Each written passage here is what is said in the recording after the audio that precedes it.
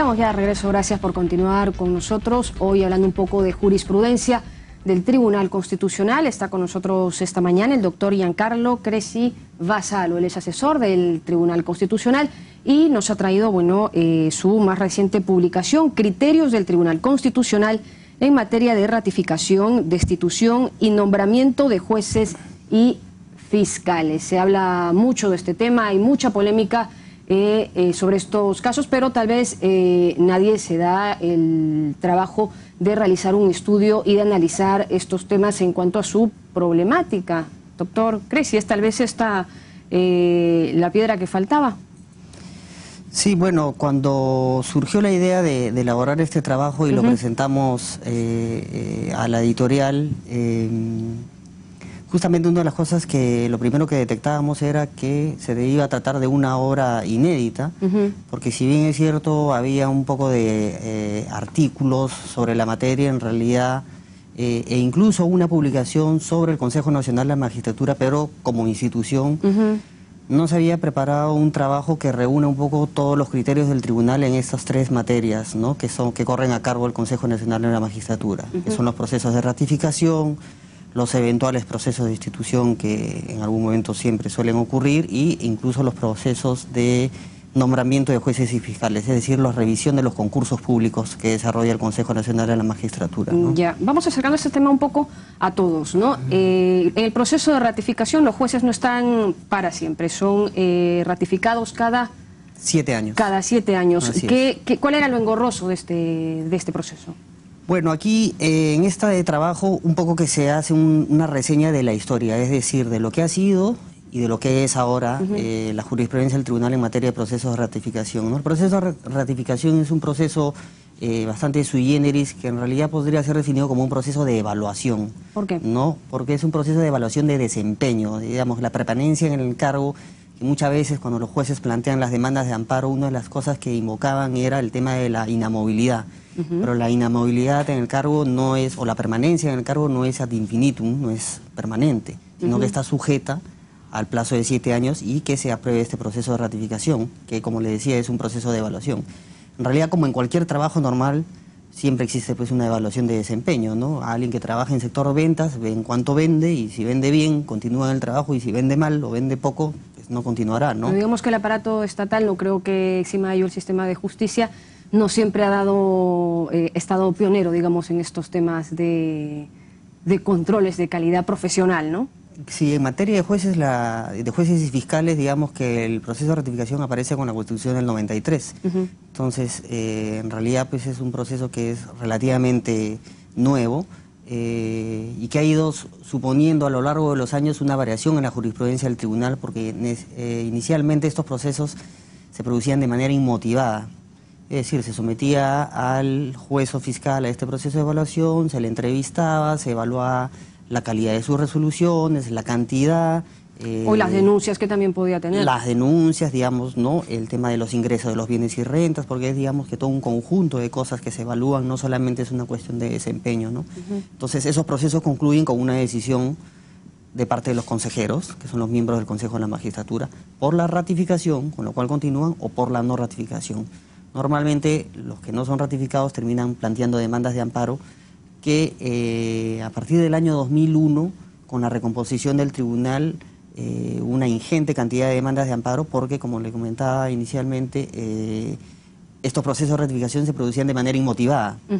Entonces, como proceso como tal, todo el mundo tiene derecho a saber cuáles las razones por las cuales continúo o no continúo en el cargo, porque más allá de que se denomine proceso de ratificación, que es, digamos, un proceso de evaluación de desempeño, si al final uno no es ratificado, digamos, está quedándose sin trabajo, ¿no? Entonces, obviamente todo el mundo tenía derecho a conocer estas razones, ¿no? Luego, ya con la entrada en vigor del Código Procesal Constitucional, se estableció ya la obligatoriedad de motivar este tipo de decisiones, y a partir de eso ya el propio Consejo Nacional de la Magistratura está emitiendo sus decisiones de manera motivada, ¿no? Pero ¿cómo sienten ustedes desde este cambio de proceso de ratificación cada 7 años? ¿Han bajado un poco las demandas de amparo?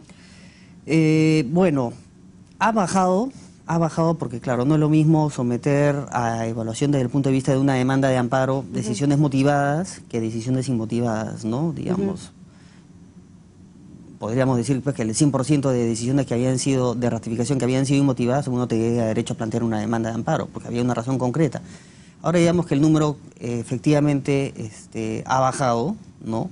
Pero siempre sigue habiendo un número importante, ¿no? Porque recordemos que motivación no solamente significa poner 3 o 4 páginas de razones de motivo, sino que tienen que ser razones objetivas, ¿no? Fundamentadas. Y fundamentadas, que realmente sustenten esa decisión de no ratificación, ¿no? Entonces, como nadie puede limitar el derecho de acción, muchos de los jueces o fiscales no ratificados con motivación se sienten, digamos, atacados o violentados en su derecho, en el sentido de considerar que esa motivación en realidad no responde a criterios objetivos, sino a criterios subjetivos, y por lo tanto plantean la demanda, ¿no?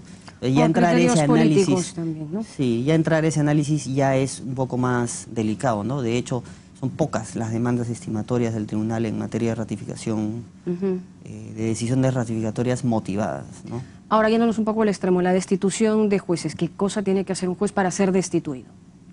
Bueno, hay causales taxativamente previstas en la Ley Orgánica del Poder Judicial tratándose de jueces, y en la Ley Orgánica del Ministerio Público tratándose de fiscales, en la Ley Orgánica del Ministerio Público. Entonces, digamos, hay causales taxativamente previstas, bueno, a ver, pues, desde actos de corrupción, bueno, hay algunas causales que son un poco ambiguas y gaseosas relacionadas con el tema de comportamientos éticos, ¿no? O que atenten contra la moral y las buenas costumbres, que ahí el análisis es un poco más delicado, pero digamos que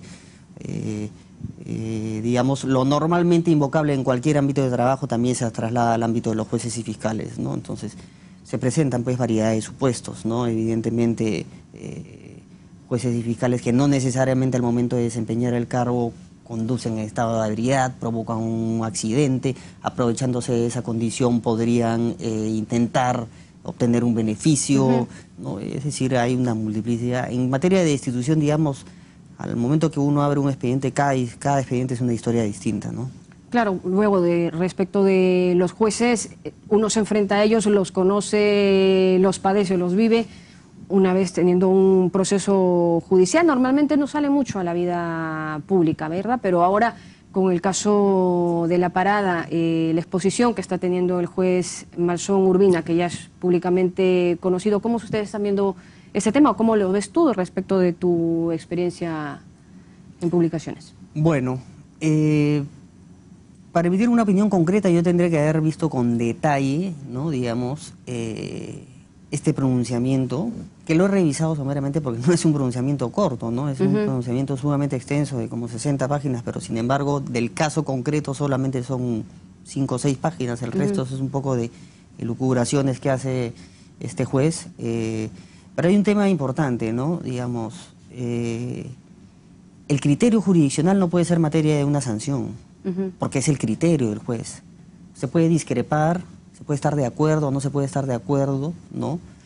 Claro, siempre que se trate de decisiones que no invadan o digamos un campo de decisiones irrazonables o que terminen constituyendo una arbitrariedad, ¿no? Pero decisiones de este tipo, claro, son decisiones que de por sí son polémicas. Probablemente si hubiera sacado un pronunciamiento en otro sentido también hubiera tenido voces a favor y voces en contra, porque digamos, esto es así, ¿no? Pero que lo que sí debe quedar claro, y eso fue uno de los primeros pronunciamientos que emitió el tribunal en el año 2006 con la anterior composición, a raíz de la sentencia sobre un vocal supremo que era el doctor Walde Jauregui,